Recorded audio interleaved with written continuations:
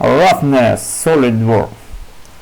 During the dimensioning in the draw document, to activate the command surface finish on the toolbar annotation.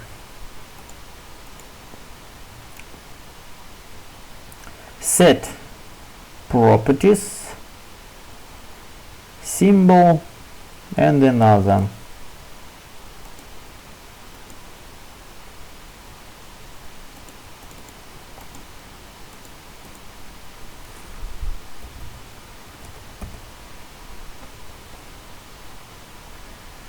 And specify the parameter type.